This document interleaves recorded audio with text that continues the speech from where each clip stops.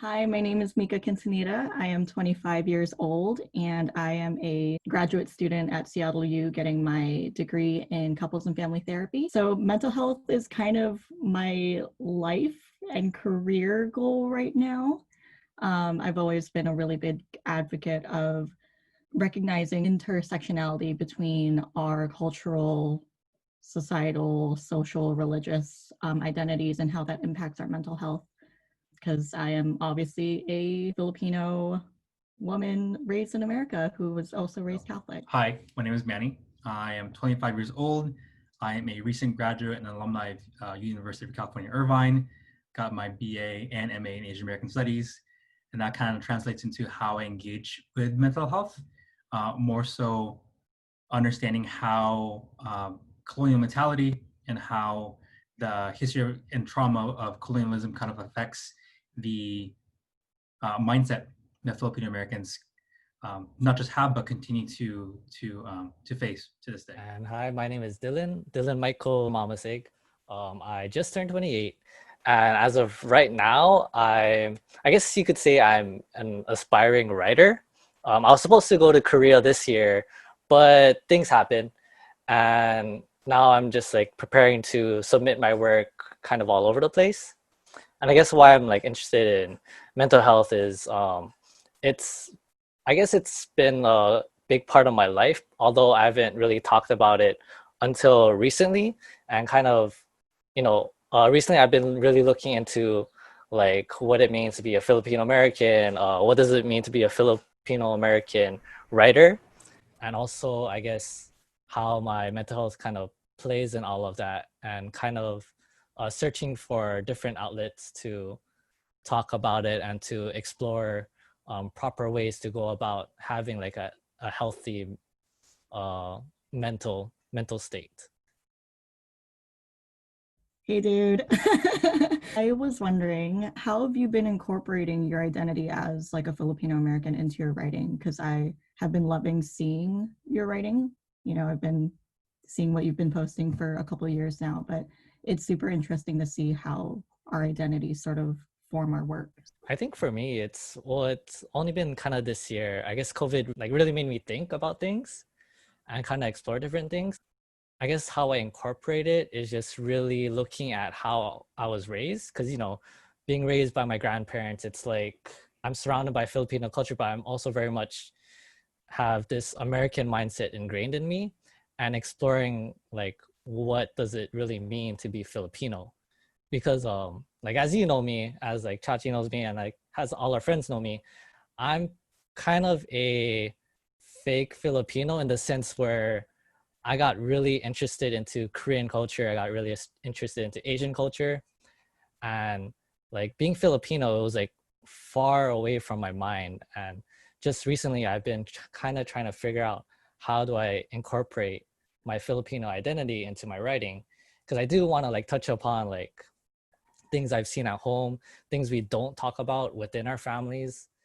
Seeing my grandmother and my grandpa like kind of go through life, and just seeing areas where I can relate back to them, and just putting that whole experience into my writing. That's very interesting. I want to like kind of bounce off of that just because like as an emerging scholar myself in Filipino American studies, one of the aspects that I'm looking into specifically is diasporic narratives and how Filipino American, specifically 1.5 and second generation, kind of makes sense and come to terms with the identity of being both Filipino and American, and kind of like figuring out where they fit into that interesting dynamic.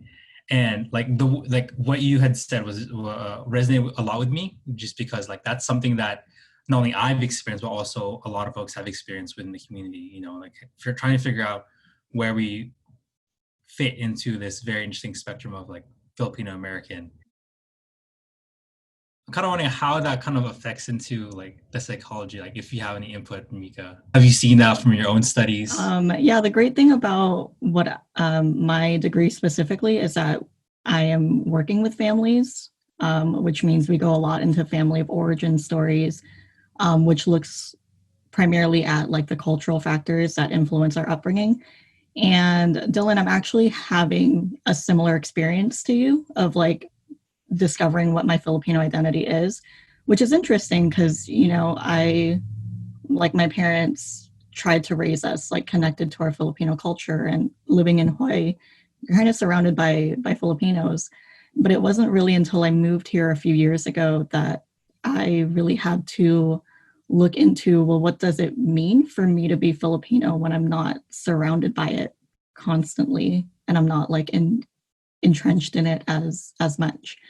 And the beauty of the program that I'm in is that the first year, before we start our internship, we do a lot of our own processing of like our cultural identity. So I had to really look and see what are some of my personal narratives and what are some of my personal assumptions and beliefs about the world, about family systems, about myself, that are created by the fact that I'm a Filipino woman. And that was definitely something that I struggled with when I first started, because in my cohort of 16, there are 5 or 6 people of color. And out of those 6, 2 of us are Asian. So really being a minority after being raised in a community where I wasn't, was definitely an interesting experience. And it left me really confused for a while of like trying to figure out who I was and all of that. It definitely alludes to the fact that identity is a process that most, if not all, of us go through, of coming to terms of what we are, what we've been through, and also that familial trauma, like Dylan you've mentioned, like Mika you've mentioned. Interesting food for thought. I guess it stems from me being an immigrant myself.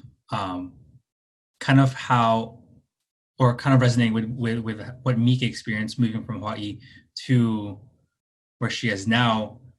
Coming from the Philippines to America was very jarring for me as well, just because when I moved to California, I was one of 5 Filipinos. So coming from a place where everywhere I looked was Filipino, my family was there, to a completely new environment where I was one of 5 was very interesting for me. I didn't know how that affected me until I got older, when I got that language and I got that type of like perspective to understand like the process that I had to go through as an immigrant. And so documenting the narratives of 1.5 and second generation kids, and kind of like how they make sense of where they are depending on different intersectionalities or their identity, something not just interesting, but also something that isn't readily documented. So the work needs to be done. And it's very interesting to kind of hear what folks have been talking about with how they.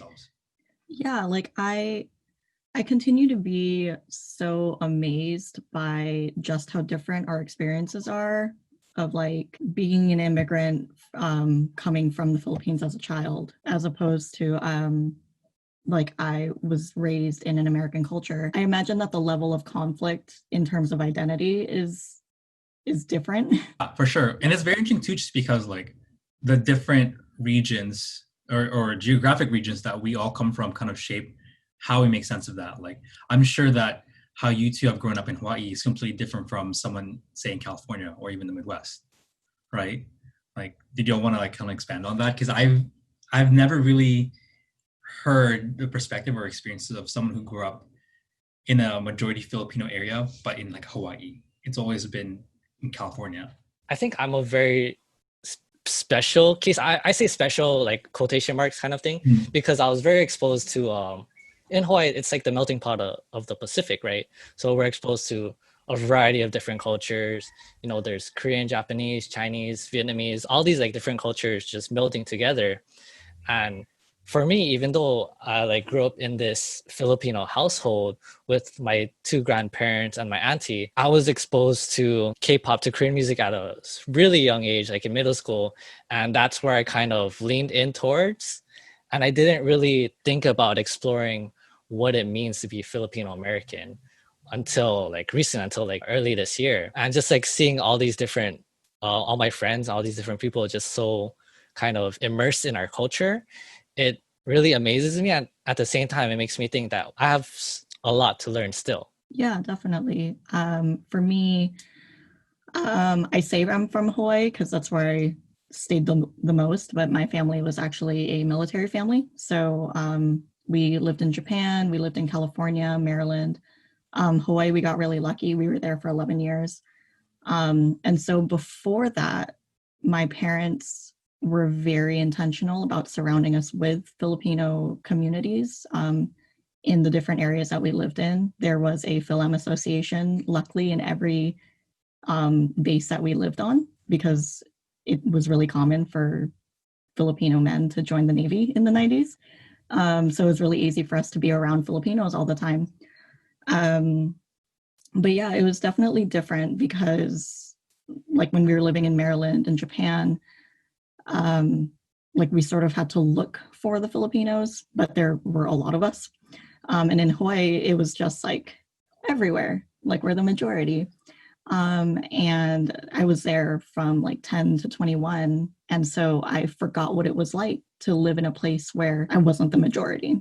And so that was definitely, like, I think we get really lucky when we live in Hawaii because we don't have to feel that disconnect of being, not that we don't feel it, but it's less apparent, I think, when we're living in Hawaii, because there are so many of us around that we don't really need to question our identity as much because it's there. And that was definitely something that was different when I moved here. I'm lucky that my family is nearby, but outside of my family and like my parents' friends, I didn't really encounter any Filipinos until last year. And I've been here, I make 4 years in a few days. And that's, thank you. Yeah, that's super jarring for me to this day to like be able to count on one hand the number of Filipinos in my social life. Would you all say that being in a community in an area with a large population of Filipinos, that we take it for granted? Oh, absolutely. Definitely. Yeah. For sure. Yeah. Chachie, I think I told you this in like another conversation that we had, but I am just like mind blown by younger generations' ability to recognize that we are taking it for granted. Because when you're surrounded by a culture, you don't really have to pay attention to it. You don't have to notice it. But yeah, there was definitely, like, if I could go back and like redo my childhood, I would be more intentional about learning my culture and learning the language. Like, I can understand Tagalog fluently, but I cannot speak it to save my life. Like, I sound really American. And that's like, I felt for a long time that was something that I've been missing out on. So yeah, what about you, Dyllan?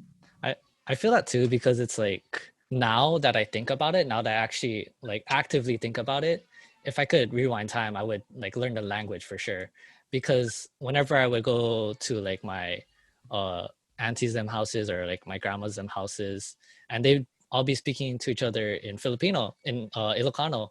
And when I was younger, I didn't really mind it, but now I'm kind of kicking myself in the butt, being like, hey, I wish I learned the language, or I wish I actually like actively learn the language. And that's why, like how you mentioned younger generations, it's really mind-blowing to me as well that they're actively seeking what it means to be a Filipino American, and it's inspiring too. Yeah, so what was the experience like for you, Manny? So when you immigrated from the Philippines, did your family like go directly to California? Like there? Okay. Yeah, what was that like for you going? Things happen. But yeah, I was just curious about what it was like for you, because I know California is also kind of like, there's a lot of Asian people, but it's definitely different from Hawaii. Yeah, no, California is interesting just because of how the films kind of like define themselves, I guess. So I grew up in the Bay Area, which is in Northern California, but I spent a good chunk of my young adult life through university down here in SoCal. And so even between these regional differences, there's a different association. Even then, it depends on like the area you come from. So like when I grew up, a lot of the Filipinos associate themselves mostly with Asians or Asian Americans. That's how they would identify. Like they would identify as Asian American, Filipino, so forth. But then in other circles, in other communities, they might associate with Latinx or Latina, or they might associate with Pacific Islanders. And then very rarely until I got to SoCal, a good chunk of them actually just identify as Filipino. So it was very interesting for me to navigate those different spaces as an immigrant, because I knew myself that I was Filipino. because I was raised there and I grew up there. But at the same time, I started becoming confused because my Filipino American and my Asian American and my Latino American, my Pacific Islander, I wasn't sure, you know. And even to this day, like as you all have mentioned, like so a lot of Filipino Americans are really trying to define and find that sense of self. And I think they're all still going through that, right? And we all have as well. It was a weird process to get here. Yeah, how has that played into like your mental health? Because I'm curious about just hearing how everyone's families have talked about mental health, if at all. Have What not. that looks like. Mine have not. Yeah, that sounds about right. Yeah, that sounds about right. I mean, growing up, that I for a period of time I wanted to be white, and another period of time I wanted to be Asian American. So that kind of like affected my own upbringing and how I saw myself, and not having a place to talk about it, just because where would you go as a teenager, was difficult. And it wasn't until college when I started taking Asian American studies classes and or ethnic studies courses broadly, where I was given the not just the tools but also like the language to be able to articulate that and learn to really forgive myself for going through the process. Like I didn't go through those periods of my life because I didn't know, and then I didn't have a place to talk about it. Dylan, did you want to talk about your experience? I guess, well, yeah, because in my family did not talk about it at all, because it's like when I look back on it, I realize that I've been dealing with like mental health, I guess, issues for a while, and sometimes growing up like in a Filipino household, you don't really talk about your feelings, right? Like my grandpa, he came from the Philippines, and he's very much straightforward. He's very much blunt, and I remember like one thing uh he would just like say, oh, just work hard, and as long as you work hard, everything is good. As long as you have a roof over your head, everything is fine. But that's all surface level, right? And then when you get more deeper into it, like looking at my own like emotional capacity, look at my own emotions, I never really had a place in my house to talk about mental health. That's why now in most recent years I've been trying to like figure out the resources to look for to help with like mental health issues, and kind of be an advocate for it. And like hopefully by me doing this and like actively looking towards that, I'll be able to help like future generations who don't kind of talk about mental health in their households, be able to talk about it within like a community or within the circle. Yeah. Yeah. It's interesting because I've always been kind of like the mental health advocate, but my family was definitely like your guys's. We did not talk about mental health or feelings or anything like that. So it was interesting because I sort of had to be the person who introduced that conversation to my family, because I've also had like mental health issues. I had a lot of anxiety growing up, and like some other stuff. And so being the one to introduce that in a way that like felt safe to me, but also didn't disregard my family's like Catholic beliefs. I think one of the hardest things that I had to struggle with, or one of the things that I struggled with most in terms of mental health in like high school and in early college, was this idea that mental health reflected the strength of your faith. That like, oh, if you have mental health issues, that means you're not like praying to God hard enough or something. And that was sort of a message that was ingrained in my head, which can be really dangerous because then it shames people who really need support into not speaking up. And so, yeah, I sort of had to create that space for myself to be like, yeah, this is a mental health need, and it's important, and it deserves to be given voice. even if it's hard to listen to. And I think like that's what's so great about what younger generations are doing, like Chachie with this podcast that you're hosting, is that you are creating a space for people to talk about it when we don't really get to. Like I talk about it really easily because a lot of my friends are in my program. So this is like everyday conversation for us. But that's not the case for everyone. And we really lose out when we're not able to be authentic with who we are and how we present ourselves. I was kind of wondering, Mika, like, did your military family ever, or how did talking about it with your family, being a military family, kind of turn out? Because I come from a military family myself, and for sure, talking about emotions was like the last thing anyone would ever want to talk about. And so it was very difficult. Your audio cut off just a little bit, but I got the gist of what you were asking. So I'm 25 and I see my parents before COVID happened, I see my parents pretty frequently. And to this day, I haven't really had a straightforward personal conversation with my dad about it. I've sort of like beat around the bush around like why it's important to recognize mental health as an issue and all that stuff. But I got really lucky with talking about it with my mom. I had admitted to her, I think the first time we had talked about it, I was maybe 18, and it was after a really depressive time. And I had told her, like, I really need help. And like, I am at a loss and I don't want to be alive anymore. And my mom was super gracious. And like the next day was calling her insurance with like, I don't know how to help my kid, but I know my kid needs help. Refer me to someone who can do that for her. And I know not everyone is going to be that lucky. And so I'm super grateful every day when I get to talk to, because I see primarily kids and teenagers in my practice. And a lot of them, their parents aren't as cooperative as mine or as supportive as mine or are as willing to be engaged in that conversation. So yeah, and then I have an older brother who Dyllan knows, I think.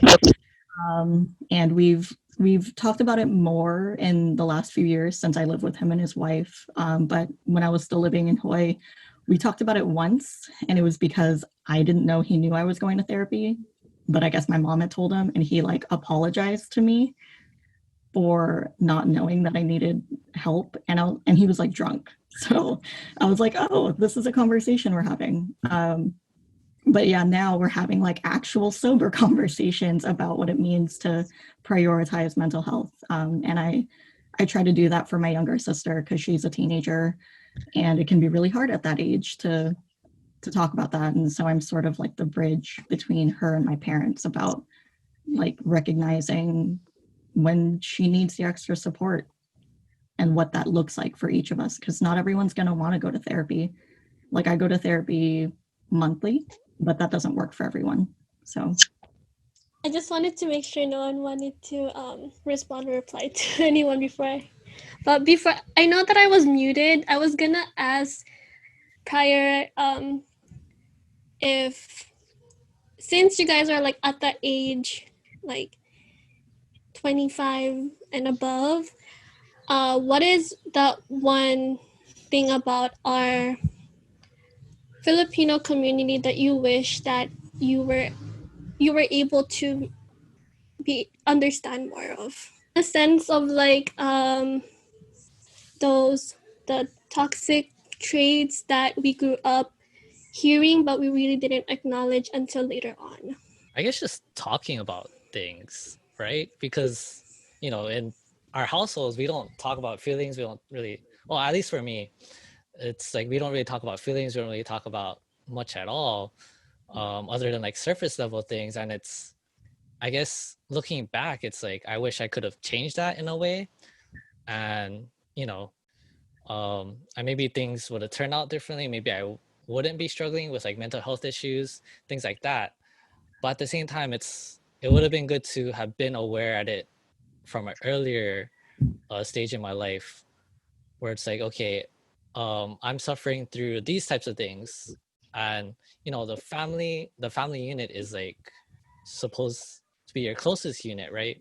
Since they're like right there, and it would have just been nice to kind of uh, talk about and vocalize like, hey, I'm feeling this way. um I need some help, but I don't know where to go. And hearing Mika, hearing your story about how like at 18 you're able to go to your mom about that, I think that's really great. Because me as well, I have a younger sister. I'm trying to kind of be uh that bridge, that guide for her, because kids these days, they really have it tough. Like, looking at how stressed she is and how stressed she can be, and like picking up on like some of the signs, like she's only 14, and like prior to that, like she was already making like self-deprecating jokes, and I just look at her and be like, aren't you too young to be doing that? And just like seeing how they're exposed to like the internet, to like Twitter, TikTok, all of that, and like just seeing how that kind of um like attacks them in a way and kind of brings them down. Like, it makes me even more so want to be that advocate for, hey, if something's wrong, let's talk about it. Or if like something is bothering you, we need to talk about it, because there's only so much that you can do on your own. Yeah, absolutely. And like, sort of going off of the self-deprecating jokes, I think that's sort of what we do, right? We make jokes about things that are really hard and sort of like push them under the rug, pretend they're not there, because we don't know how to have these conversations with people in our families. And definitely like saying, hey, I can tell that this is something that's really bothering you, and just normalizing that for her. And like, it's so frustrating because since I work generally with minors, like I get super frustrated with having to tell the teen like, hey, you might have to be the advocate, you might have to be the one to start that conversation, and that shouldn't be your responsibility, that shouldn't be your job, but someone's got to do it, and you have the courage to notice it. And I think that's the beautiful thing about having these conversations with our peers, is that this isn't something that our parents knew how to do. We have these skills, these opinions that our parents didn't know how to express. Like, now that I've opened that door in my own family, I'm able to talk about mental health with my mom. And like, she had told me a few years ago, like, yeah, I think I had anxiety as a kid, but we didn't even have a language for that in the Philippines, because they left the Philippines when they were about 25. And so just even being able to give my mom that language in her 50s is kind of mind-blowing, of like, wow, this is something that's so normal for me. Like, I'm okay with talking about this stuff because it's something that my generation and my community talk about. Like, how can I share those resources with my parents, with my aunts and uncles who are also sort of in that gray area of like making self-deprecating jokes, because that's how they know to express these things, because it is sort of up to us who have these resources to share them. But what I was saying was, not to detract from the film emphasis or the attention and focus away from our film community, but I definitely think that this conversation around mental health, around mental well-being, is definitely a societal and systemic conversation that we need to be addressing. But I mean, that could be an entire conversation by itself. Like Mika just mentioned, she talks about it in her Instagram. But at least in regards to our community, kind of responding to what both of y'all have mentioned, bringing you back to family. The one thing that I've definitely noticed, is that the way our parents grew up is different from how we are growing up with, in that for them, their mindset is intentionally on surviving, right? Whether that entails just economic stability, providing for the family, providing for the children, like that's their main goal. That's how they're hardwired per se. Like Yella mentioned, that's how they grew up in the Philippines. And so I guess in regards to us as a very formative generation of Filipino Americans, having all these resources and having this perspective, not just for ourselves, but I think what it gives us is this certain agency to be able to give our parents a little grace for their faults, for not knowing, because they weren't given that chance, right? So it's definitely a communal issue, conversation as well, to bring it back home to the household. But like we've all mentioned, that's a very hard topic to open up, to unpack. But like we've all mentioned, it's just small conversations. I love what you said, Manny, about how like a lot of what our parents believe and share is a result of the generation that they were raised. It kind of, I'm sort of on like a mental health high because I had therapy yesterday for myself and I've seen clients all day.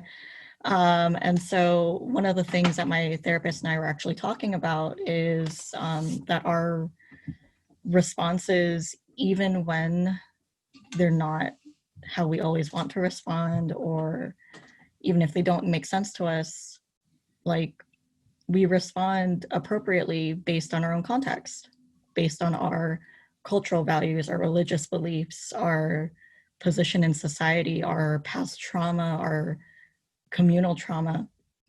All of the ways that we respond and react to the world is a result of all these things that have created us. And it only makes sense to respond that way. Yeah. Like it wouldn't make sense. Like as much as I would love for my parents to have the same perspective on mental health, like it wouldn't make sense for them because they haven't needed to do that. Yeah. Kind of like how they never say sorry, but instead they ask if you want to eat. Yeah, that's pretty much like the sorry and I love you. It's like, hey, have you eaten yet? I know I yelled at you and scolded you, but have you eaten yet? Yeah, it's like with the generations, it's like there's more and more layers that are added to like what's going on. And yeah, like you guys were saying, like our parents, they grew up differently. Like all they were focused on was surviving a house, food, money, being able to make sure the whole family is fed. And that's why it's like in our generation now, it's like we have the resources available to us to kind of move forward and like pave the way for more talks like this, for more like open conversations like this within like community, society, household. Speaking of resources, I was actually curious, Dyllan, like how does writing for you? Like how has that process been for your own mental well-being, for lack of a better word? For me, like I've just basically been on Google trying to like search things up. Yeah, like I mentioned too, I am like actively kind of seeking out therapy. So I know that's not something not all of us are able to talk with our family, but being able to actively seek it out, being able to kind of talk about it with some people, I guess it's really freeing in a way. And like, because for me, when growing up, like going back to what Mika said earlier, like I grew up Catholic as well. And just thinking about how, if I'm mentally depressed or like mentally ill, then I'm not praying enough. And in the past like year or so, it's like, no, it's not that I'm not praying enough. It's that, there are some people that can help me with this, like other than going to church every Sunday kind of thing.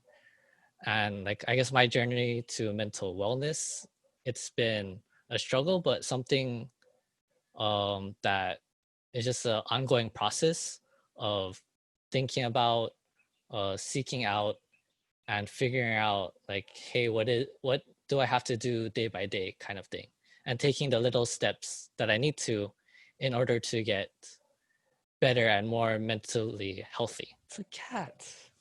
Yeah, I was gonna say like Dyllan, there's a cat. My heart. I'm actually a cat person, so yeah, cats are lovely. Cats really are lovely. This is my godson. I'd bring my dogs, or I'd invite my dogs down, but like one of them screams a lot, so people don't need to hear that.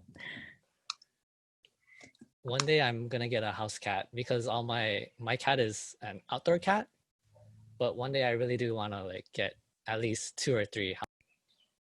Yeah. Not to distract from the conversation. I was curious about like what are some of the ways that you guys have been able to support your mental health? Like I know people like Dyllan and you probably use writing. And I apologize if you can hear like breathing and movement in the background. My partner's over there like shadowboxing. So yeah, just like I know Dyllan, you write. I journal and try to meditate. I'm really bad at it, but like trying to meditate. So yeah, just like what are some ways or practices that you guys have been using to support your mental health? Well, for me, like Mika mentioned, I write. Like that's I guess one of my main outlets. Recently, I've been really taking up running, so I've been running a lot lately. And I find that exercise is a great way to kind of get my mind off of things, and just getting into that kind of routine is just something that I'm trying to upkeep so that my mental health doesn't like decrease or deteriorate, especially like during COVID. It's like you have all this free time, you have all this time to like think, sit down, have existential crises all day. And like just having that routine of like what I'm gonna do every day, like has really helped a lot, aside from verbalizing and putting my feelings into my writing. Similar to you, Mika, I also journal. Nice. My new one set up, but playing video games. I just built my third PC, so I've been having fun with this thing, kind of just shooting out. Running as well, like Dyllan. Trying to work out without the gym, whatever way I can. Those are good ways, but also just like surrounding myself with folks, considering the fact that we're all social distancing, we can't really see each other, finding ways just to stay connected, whether it be through a call like this, or a socially distanced picnic outside. Little things. Yeah. And then pets, a cat and a dog. Yeah. I love dogs. They have been giving me life because everyone in my household has been working from home. And when COVID first started, my desk was upstairs, so I was taking my client sessions in my bedroom. And then I realized like, oh, that's not healthy for my sanity to be doing this type of work in the same space that I sleep. So we like moved my desk down here and it's great. But yeah, definitely been trying to take advantage of Washington's sunny days. We don't get them consistently. So trying to go to parks, walk outside, doing a little bit of journaling, trying to meditate and do mindfulness practices because that's a really big part of therapy. But like I'm super anxious and have a hard time doing mindfulness. But yeah, just sitting there trying to do something that I can like focus all my energy on. Before COVID happened, I used to go like indoor rock climbing with a couple friends, and that was really cool. And now my body is probably going to hate me the next time I try to go. Yeah. I feel that. I guess to wrap things up a little bit, what is one biggest takeaway that you guys learned from each other? I'm not alone in this, that's for sure. It's definitely a process that we as a community go through, as individuals, as groups, no matter where we come from, where we are, we still have that commonality and that collective togetherness that we're all going through the same thing. So very reassuring. Now I'm grateful for it. Yeah, I think like I have forgotten what it was like to have a conversation with people who have very similar upbringings from me and who understand